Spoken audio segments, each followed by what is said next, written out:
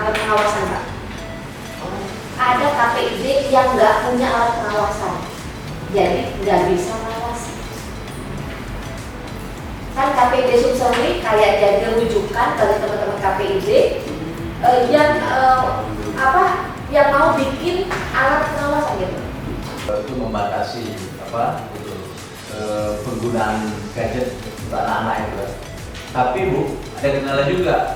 Kalau dia itu kan kalau memang HP ini sudah bikin email atau sama dia segala macam kan. Iya. Kalau dia pegang punya bapaknya sama ibunya kan ya. Bukan berarti bukan akun diri ya? Ya. Iya. Nah, artinya kan nggak bisa dia batasin kan. Nah itu juga jadi kendala itu. Nah itu bagaimana cara mensiasatinya sehingga itu juga bisa kita antisipasi. Problem yang Bapak sampaikan tadi itu bukan hanya di kita, tapi kayak di Australia, di sana juga anak-anak remajanya bagaimana mensiasati supaya tetap bisa ada akun. Rapat pelaksana pengawasan PPD Tunas ini ya dari kita sebagai orang tua, juga masyarakat. Masyarakat siap nggak sih dengan komitmen ini?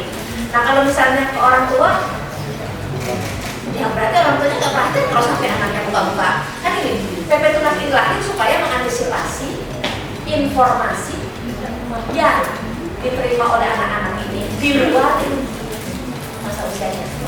Menurut saya KPI nggak boleh ketinggalan, dia harus ngambil peran bersama pemerintah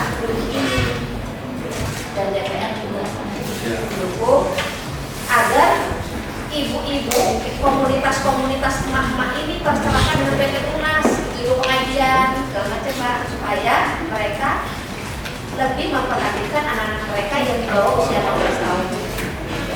Kalau secara sistem bisa dihapus oleh PBJ, tapi yang di rumah kan oleh ayahnya. Nah, terkait dengan KPI ada KPI pusat, ada KPI daerah. Kemudian yang kami lihat Bapak Ibu sekalian terkait dengan posisi KPI di daerah. Bagaimana selama ini kami di pusat itu ketika kita bicara dengan pemerintah daerah, kepentingan nilai buat provinsi ini apa sih dengan adanya lembaga itu? Nah ini yang perlu kita clearkan Bapak Ibu sekalian. Terkait dengan posisi lembaga KPI ini adalah KPI ini dia skup wewenangnya itu adalah pengawasan penyiaran lembaga penyiaran TV dan radio. Dari punya kewenangan itu KPI bisa memberikan sanksi ketika ada salah.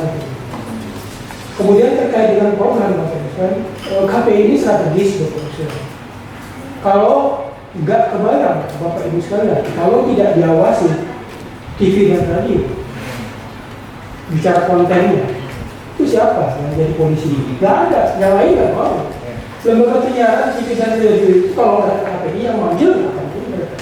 Kita diskusi hari ini menjadi masukan kami, terutama sebagai Komisi 1 yang berfungsi sebagai fit and proper test. Ya.